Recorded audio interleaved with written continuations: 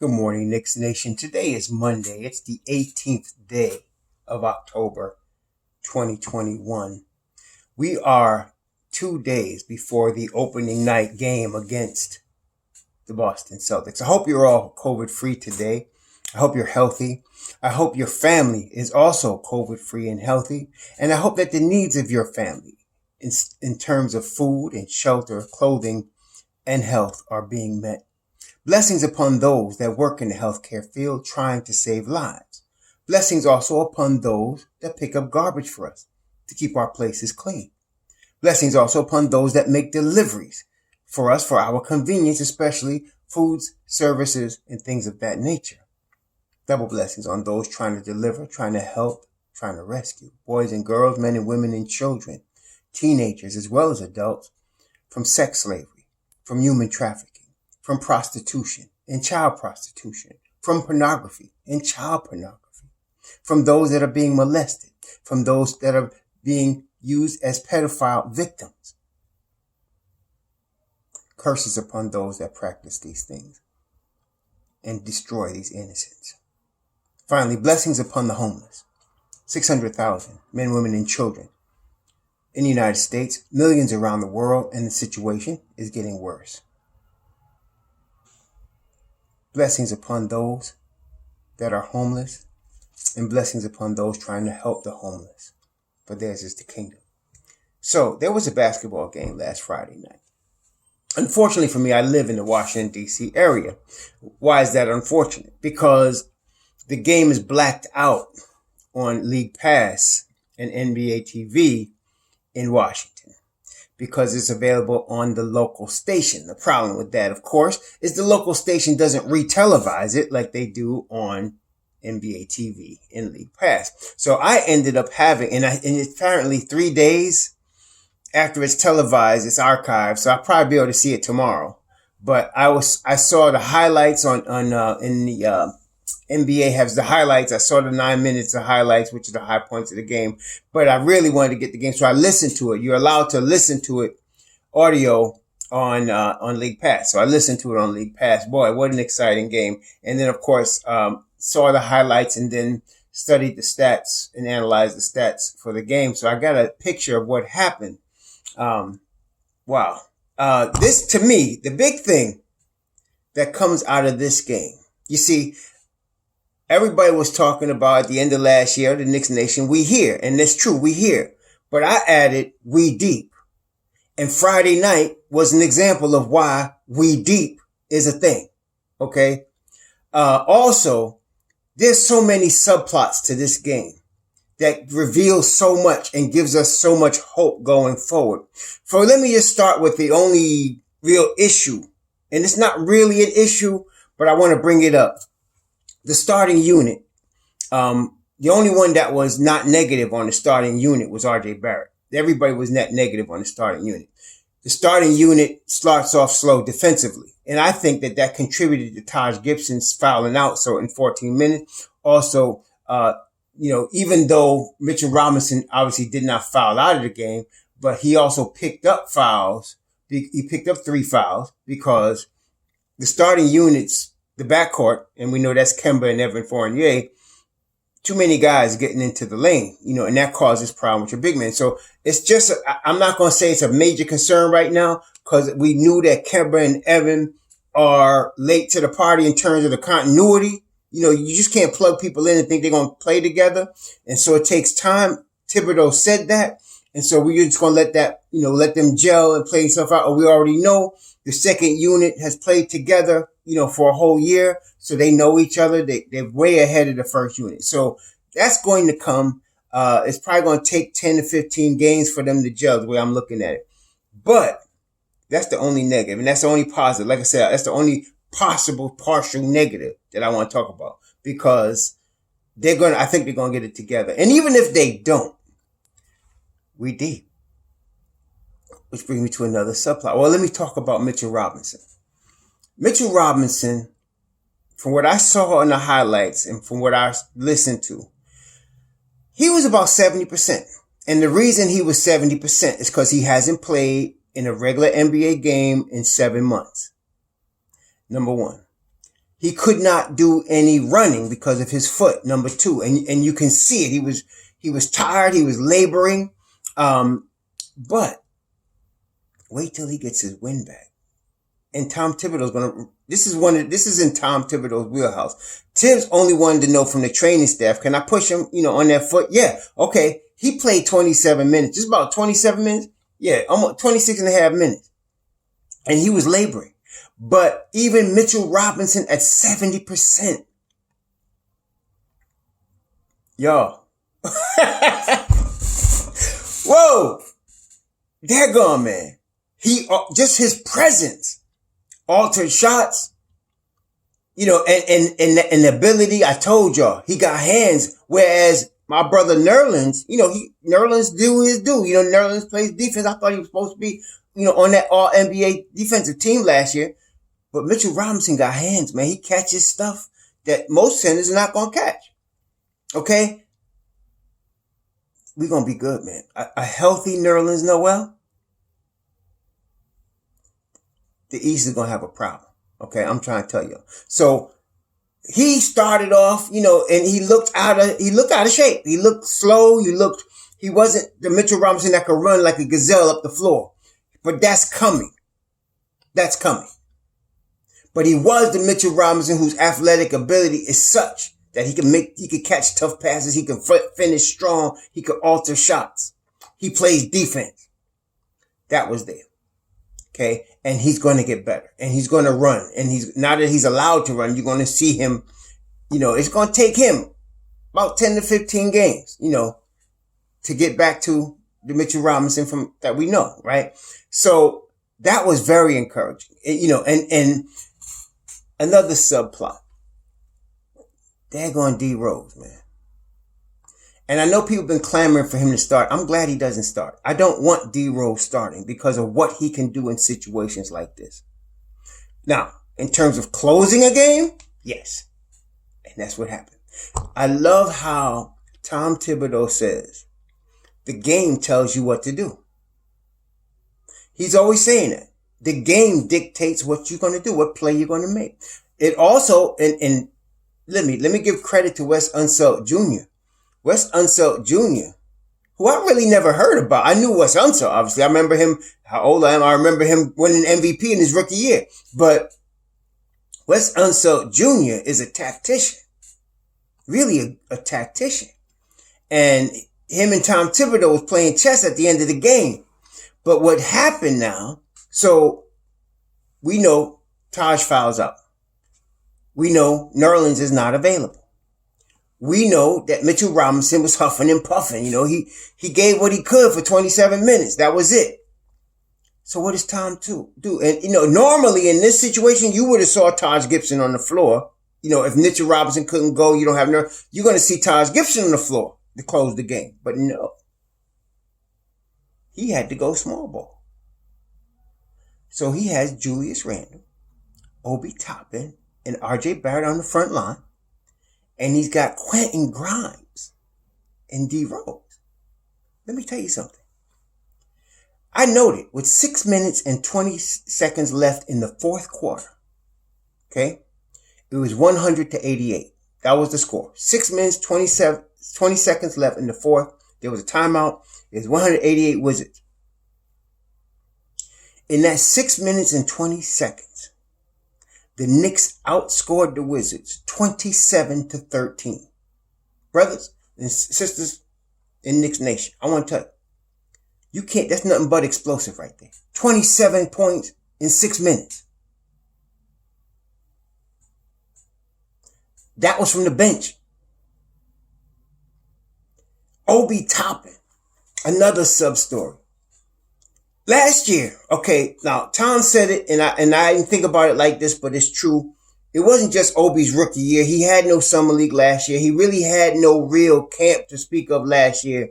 He's a rookie. He started playing better in the second half of the season, and he played better in the playoffs. He was lost on the defensive end in the beginning of the year, and that hurt his minutes.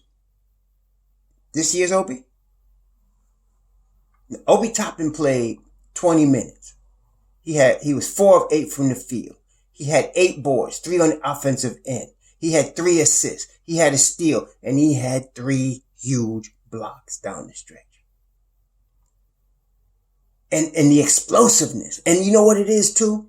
Last year we would see Obi is a guy that can run the floor, right? And we know that last year he was doing it, but he wasn't getting, Alfred, they wasn't just finding him. But Rose was.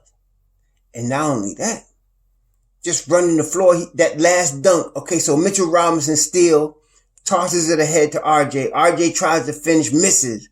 And out of nowhere, here comes Obi with the flush. And then he hit a 3 on top of that later down the stretch. And then Julius was playing the 5. So you had Julius, a small ball 5. You had Obi at the 4. Julius was playing defense. They was dynamic. Julius ended up the game with 10 boards, 1 on offensive end. And this is another big thing about Mitchell Robinson. Mitchell Robinson played 27 minutes, had 9 boards, 6 offensive rebounds. So you win games by getting more possessions.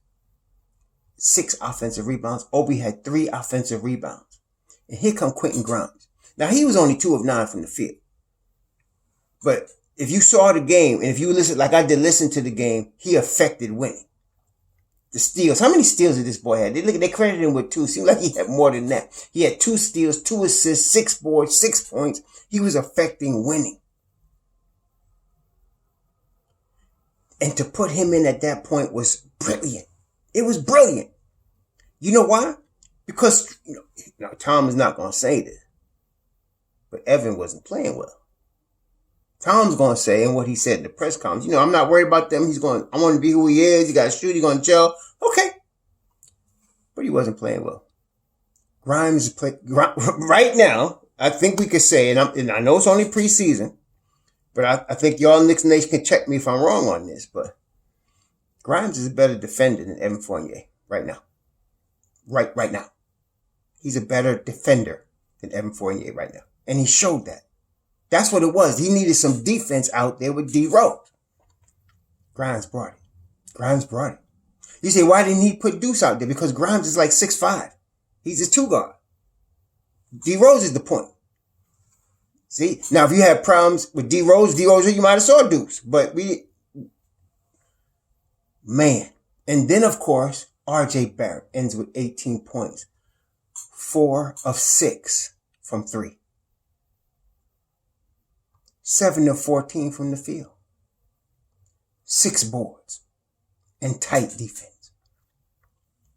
RJ's developing into a problem. And I'm trying to tell y'all, you're looking at a burgeoning all-star right here. 21 years old. Anyway, Kemba. Now, Tom gave Kemba praise. Kemba did not have a great game. He is being, I think, a little, I don't want to say he's being tentative because he took 11 shots. But he's not really being himself yet. And it's not his knee. It really is not. I think it's him, really still getting acclimated to playing in the guard and playing. And I know he's from New York, but, it takes guys from New York a little bit because, this is like surreal to him. He's still getting acclimated to that. He's got to get acclimated to playing with the guys he's playing with in the Tom Thibodeau system. So it's going to take a little time, but he didn't have a good game. And worse than that, defensively, man, I just, no, you can't have that. But see, again, I'm not going to trip. We're going to let that go. It's preseason. We're going to let them gel. So that was that. But D Rose's defense is tight. And that's why him and Grimes is out there. D Rose was the MVP of the game. 28 points, 6 assists, 3 boards, 3 of 6 from 3, including some big shots down the stretch. 11 of 20 from the field. D Rose was the man. Okay? Was the man. And that was period. And so here is where deep comes in. Okay? Here is where deep comes in. Because, put it this way. You got a bench, right? And the thing is, the Knicks did not play a good game overall. They didn't take the lead until the fourth quarter, until probably within 2 minutes of the fourth quarter. But because we have so many weapons. I mean, before the game, would you have said, okay, we're going to win the game. Coming 27-13 down the stretch, led by Obi Toppin, Julius Randle, Derrick Rose, Quentin Grimes, and RJ? That's just another way we could beat you. So let's say it this way. Let's assume Kemba's going to end up getting his rhythm. Kemba could kill you. Evan is a number 2 option. He going to get his rhythm. He could kill you. We got Julius Randle. And let me tell you, Julius Randle, I don't want to say superstar yet, but I do want to say he's becoming a number 1 option now. That's a big step. He's become a number 1 option. Last year, he was the number 1 option, and it worked, but you wasn't sure if that was just that 1 year or not. No, it wasn't just the 1 year. Julius Randle's a number 1 option. And so he scored 21. He did not shoot the ball well. 6 of 16, 1 of 6. But you know what? He was 8 from 11 from the line. He went to the line 11 times. Not only that, he played good defense, and I mentioned his rebounding. Julius Randle's always been a tremendous rebounder, and he is still now. So he's a number 1 option. So you have that. Then you bring in a Mitchell Robinson. Look, man, I know Boston is good. I scouted them over the weekend. I saw them play against Miami. That was a really good game, by the way. Miami's a different team with Jimmy Butler in the lineup. And it was a battle. I don't even remember who won that game. I didn't even see who won. Like I was really just scouting how they were playing. And they were both of those teams are really good. I mean, yeah, they're really much improved. And, yeah. Well, Miami ended up crushing 121-100, but Boston sat Marcus Smart, Jaylen Brown. They sat several of their players. Robert Williams III. They sat all those guys. But Miami looked real good, with Jimmy Butler. It's a different team with Jimmy Butler in the lineup. But all of those teams are good. Boston's good. Miami's good. We know Milwaukee's good. I saw their game. Milwaukee is good also. Against Dallas. Dallas, whoo, man. Dallas is good. Okay. And so, Frank Ntilikina is on the roster, by the way. But anyway, Dallas is good. But Milwaukee got beat by Dallas with Giannis playing. And Chicago is improved, we know. And I told y'all, watch if Indiana can get TJ Warren and, LeVert back, they'll be good, but they're going to be in trouble. Otherwise, we know about Philly. Right. And then, of course, you got, aside from all of that, you got Chicago. And I told y'all, watch for Charlotte also. So the East is improved. But man, we could beat you with Kemba. We could beat you with Julius. We could beat you with RJ. We could beat you with Mitchell Robinson. We could beat you with Derrick Rose. Quickly stunk up the joint. And when he's on, we could beat you with him. And if he wants to, Tom could call on his rooks. And we could beat you with them. We deep is a thing, y'all. It's a thing, we deep. And 27, 13, and 6. They scored 27 points in 6 minutes, man. I still can't get over that. The Knicks scored 27.6 minutes. And you know what else? It's the threes. They put up 40, how many threes? They put up 42 threes, man. Washington put up 35. They put up 42 threes. I'm excited, man. I want to see what happens. Now, Boston is going to be a good opening night test. I think we play Boston, and I think the next game after that is Orlando, if I'm not mistaken. So we got Boston and we got Orlando. Okay. So this is a good opening week for us to get our feet wet and start playing. Yeah. So this is, I'm excited, man. So, and again, like I said, the starting unit did not play well, but the bench came in, and I'm really hyped about Obi. And now Thibodeau has options. He can play Obi. Obi got 20 minutes. And I've been saying that all along. I want to see Obi get 20 minutes a game. And he got 20 minutes, and man, he was big down the stretch. Big time rebounds, big time blocks, and of course running the floor and finishing.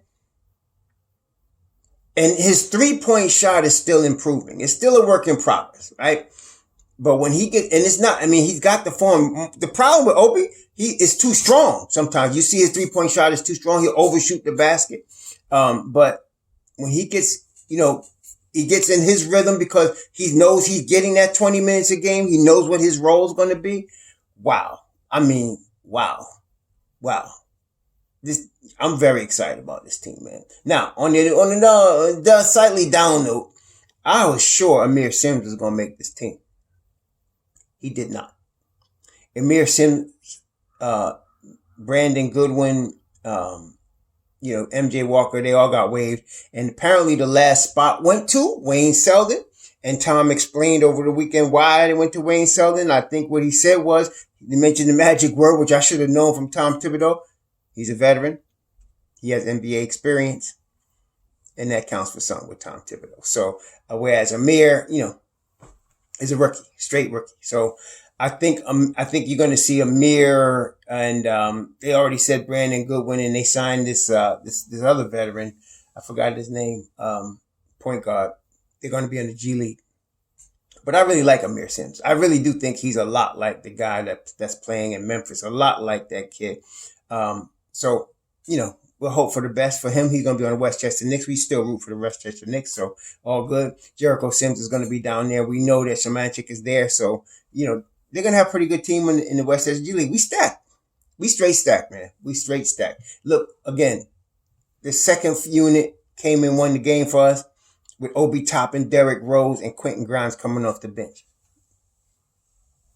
I'm very hyped about our team. I'm very hyped. And I'm looking forward. You're going to see Mitchell Robinson slowly come back. Like I said, give him 10, 15 games. If, hopefully he doesn't have a setback. But give him 10, 15 games and he'll be Mitchell Robinson, right? But just the presence of him coming in the way he did, even though he's not, like I said, he's like 70%, 80% maybe. He makes a difference, man. And a healthy Mitchell Robinson, we're going to be all that. So here we go, Knicks Nation. Wednesday, 8 o'clock, Knicks Celtics, opening night at the MSG. It's going to be lit. I wish I was there, but I'll definitely be watching, and we'll definitely be talking about it. But in the meantime, please have a good Monday. Shalom.